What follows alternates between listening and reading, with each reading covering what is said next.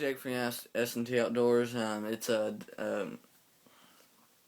the middle of duck season. It's in December. We got one more. We got the ending of this in January till January 21st, and then duck season's over, sadly. But the duck hunting hasn't been good. They've been coming out of the woods with one or two ducks because it was too hot. We finally are starting to get our good hard cold snaps. And what S&T Outdoors is very excited about is the Texas snow goose season. It's a season where you can there's no limit on snow geese. You can use electric calls, and you can unload your. You don't have to have a plug in your gun, and all kinds of good stuff. But right now, I'm sad to say that in the next 2 months, I'll be putting away my duck decoys. But I'll be glad to say that I'm actually starting to take out my goose decoys. I got over 100. And I'm probably going to buy some Silo socks with some Christmas money I get. And Silo socks are just a good way to fill out your decoy spread.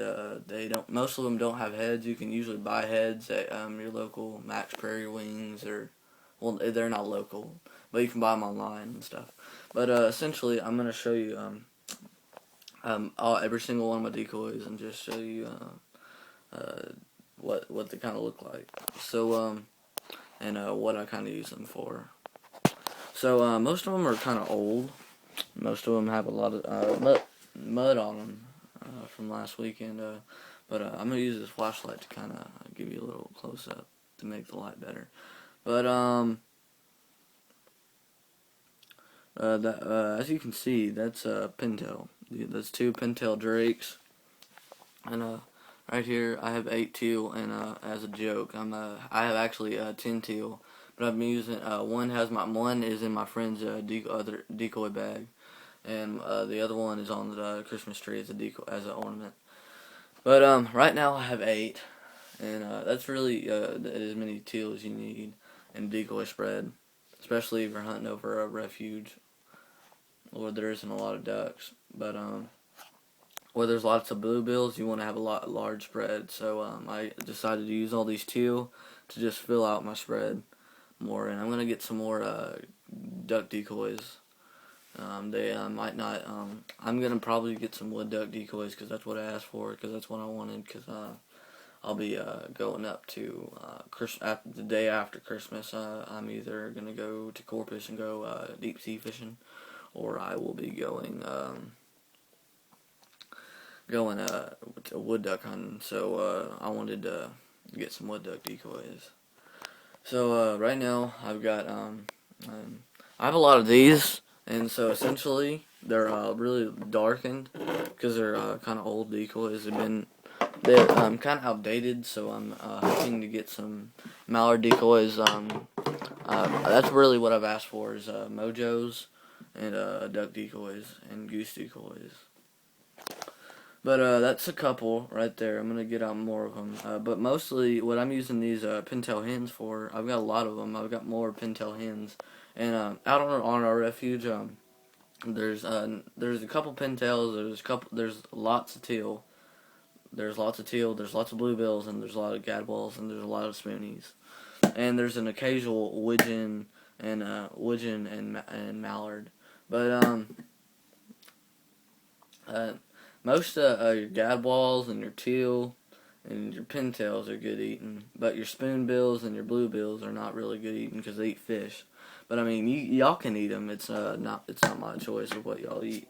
But I'm gonna get most of try to get all my decoys out and show them to you. But right here is another pintail hen. Right here is another pintail hen. What I've gone ahead and done with these here's yet another pintail hen. I mean, seriously, guys, these actually really, I mean, on the water and when it's real early in the morning, they look like gadwalls. I know gadwalls have a lot bigger head, but I mean, they're brown, so they look like gadwall. But so up in the air, they're gonna look like gadwalls. So hopefully, I get my gadball call, Haydale's game call, and here's one of my favorites. It's more updated than the others. It's a mallard hen. It's a I think it's a C&H decoy.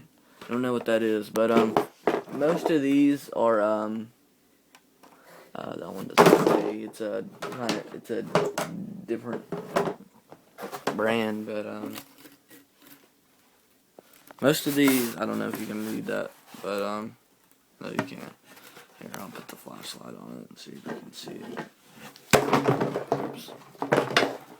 But most of my decoys are the old Flambeaus, and they're kind of outdated, but I mean, it really doesn't matter. A decoy is a decoy to me.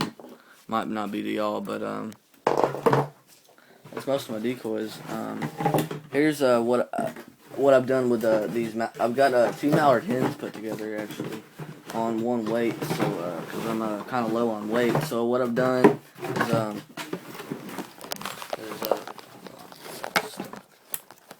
get the weight out. Hold on, give me 1 second.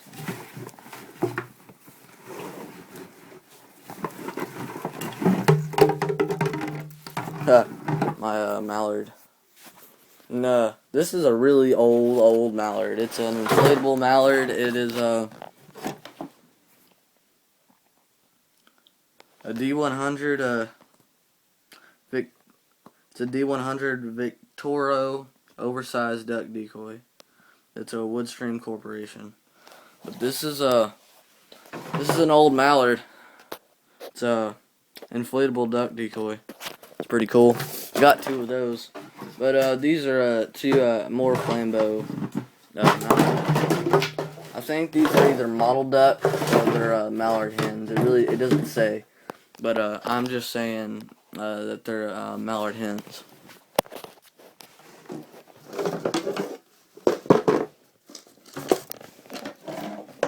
And I've also got 2 teal put together. Here's yet another yet another pintail.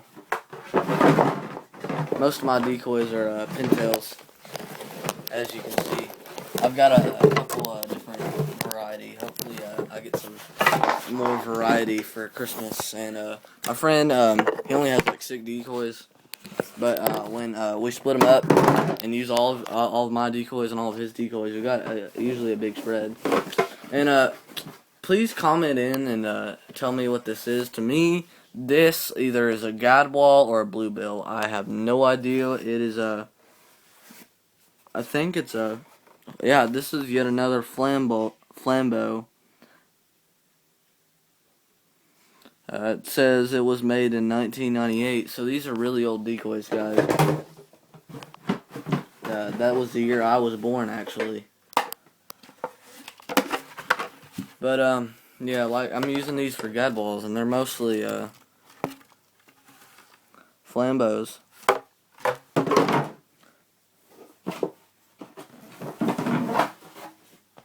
And with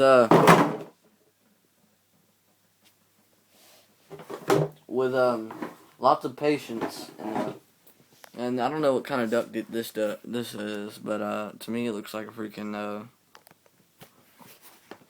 I just say it's a duck. What it looks like to me is either a bluebill or actually old. But this is kind of funny. But I'm using some of my dad's old. He kind of keeps these for me because I like to use his old brake pads as decoy weights. It actually makes a really good decoy weight. But this is my last decoy I've got in the bag. So I have essentially right now. Let me count them. 1, 2, 3. 1, 2, 3, 4, 5, 6, 7, 8.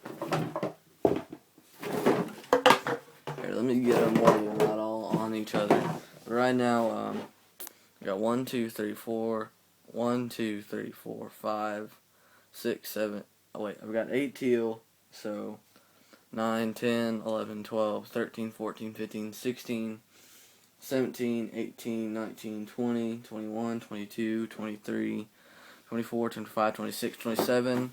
And with my friend's decoys, we have like 6, mostly widgeons. But that means that we got about maybe 30 decoys, and I mean that's more than enough decoys out there. You know, especially when you're carrying 2 bags of weights, and we gotta walk over. Walk over a mile to get to our duck hole. But what my grandpa actually did is he had an old mold, and he molded his own lead, and y'all can you have special places that you can actually do that with. But all in all, I'm mostly just using those wraparound weights, and I'm actually using some of these brake pads, old some. I think that's an old I don't know what that is. It's like something that goes around like a screw or something, like got some kind of screw. And I'm using some old sockets that I found out in the yard that weren't mine, that were my dad's, so I just used them. Excuse my sister Aubrey, go away. But in my next video, I'm gonna get to you about some of the gadwall and bluebill well, I've already got, but I'm gonna cover some more bluebill calling and what you can do to get them in your spread, and what I've actually, and like I said, I use mostly pintail hens to make them look like gadwalls. So that's about it for me today, and I'll probably be putting up a video in a couple more hours. But this is Jake from S&T Outdoors signing out.